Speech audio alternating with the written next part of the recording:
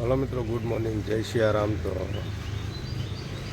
आज हनुमान जयंतीना पावन पर्व पर आप सौने मारा तरफथी जय सियाराम અને બાપુના સાનિધ્યમાં આવ્યો છું। અને આજે છે હનુમાન જયંતિ અને ગેટ અત્યારે બસ થોડાક સમય પછી જ ખુલવાનો છે। તો મારું સ્થાન ગ્રહણ કરી ત્યાર પછી શુભ શરૂઆત આપણે કાર્યક્રમની કરવાની છે।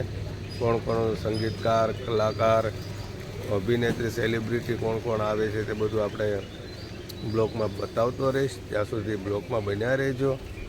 આપ સૌને મારા જય સિયારામ। જો આ બધા છે ને અત્યારે વાટે છે, ગેટ ખુલ્લે એટલે બધા પોતપોતાની જગ્યાએ બેસી જવાના, કારણ કે આગળ બેસવા હાટું છે ને બધા વહેલા ઊભા થઈને આવી જાય છે અને ગેટ અત્યારે બંધ છે, થોડા સમયમાં જ ખુલવાનો છે। ત્યાર પછી આપણે પણ બેસી જવાના છીએ।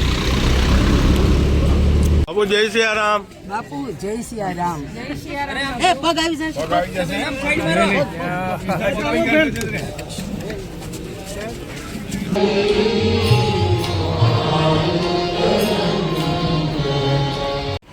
मूल्यनिष्ठ शिक्षण के लिए शिक्षकों को ये अवार्ड दिया जाता है।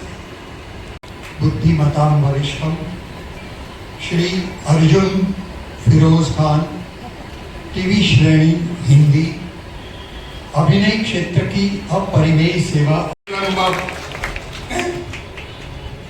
બધું સમય પ્રવર્તમાની લો, પણ આમ જેવા નાના કલાકારોની માં છે।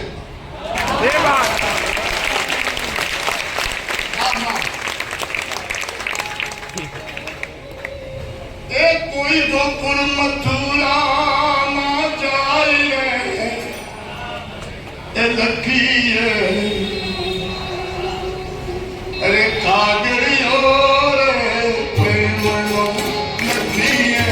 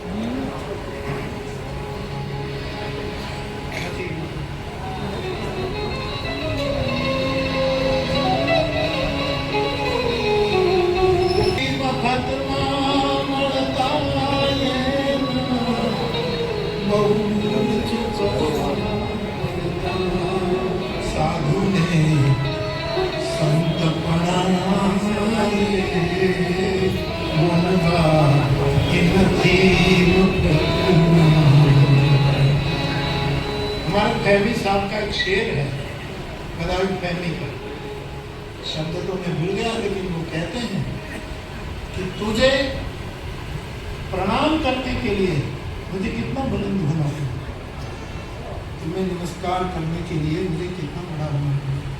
तो जो सेवक है वो स्वामी है। तो हनुमान जी स्वामी भी है।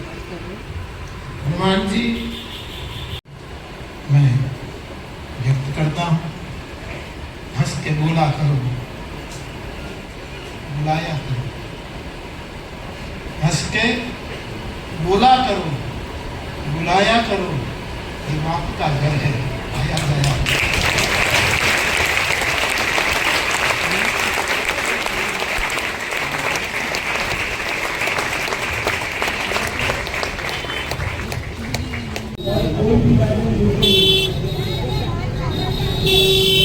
જય સિયારામ કાકા, જય સિયારામ। હવે મિત્રો, તો હવે અહીંયા મને મારા કાકાની મળી ગયા છે તો અમે મારા કાકાને જય શ્રી રામ કરીને હવે પ્રસાદ લેવાનો સમય છે એટલે પ્રસાદ લેવા જવું છે. અને કાકાની સવારમાં વહેલા અહીંયા આવી ગયા હતા, એમને જગ્યા નહોતી મળી એટલે પાછળ બેઠા હતા અને અમે આગળ બેઠા હતા. હવે જવું છે પ્રસાદ લેવાના, ટ્રાફિક બહુ થઈ ગયું છે એટલે ઘડીક રાહ જોઈએ પછી જાય પ્રસાદ લેવા.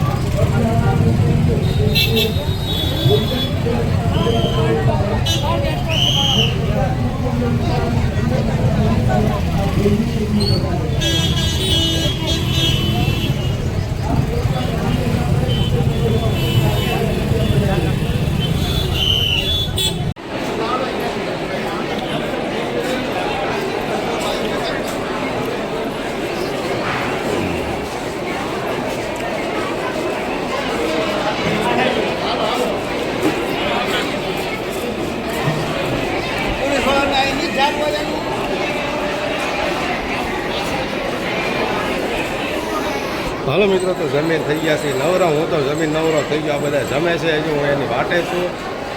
તો જમવાની મજા આવીને હવે જવાનું છે આપણે હોટલ, અને હોટેલેથી જવાનું છે ઘર તરફ. કારણ કે હવે જે કાંઈ હનુમાન જયંતિ પાવન પર્વ ઉપર જે કાંઈ હતો પ્રસંગ કાર્યક્રમ એ બધું પૂર્ણ થયું છે ને હવે જવાનું છે ઘરમાં.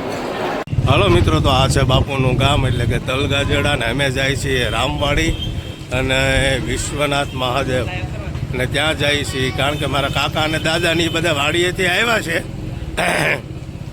એટલે એણે જોયું નથી એટલે મને કે હાલ મારી હારે, એટલે આપણે જવું છે એમની હારે. પણ જો એમાં ગાડી લઈ હાલે હવે.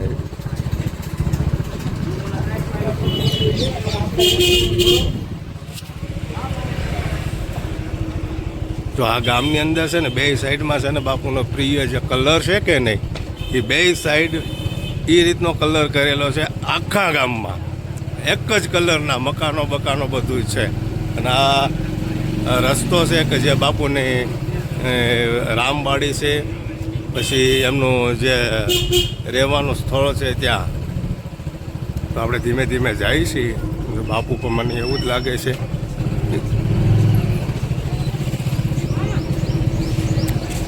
હા, બાપુ પણ અહીંયા જોઈએ એવું લાગે છે. આ છે મારા દાદા અને આ છે ચરણ પાદુકા, આ છે મારા કાકા.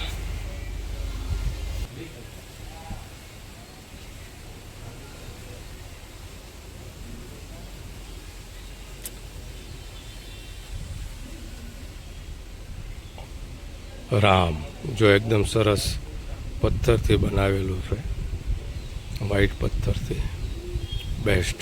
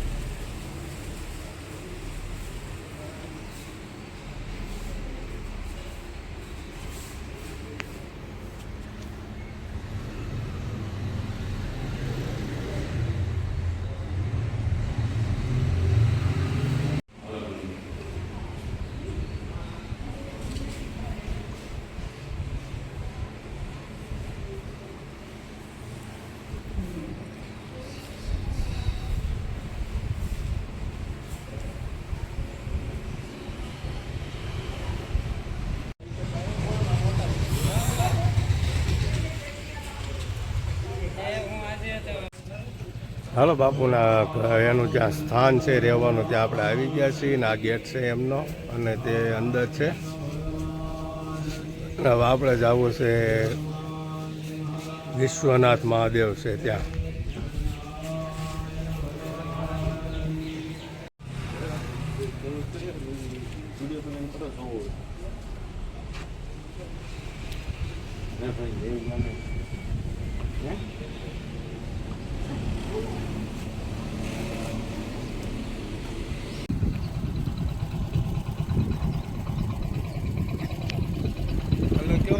એટલે નહીં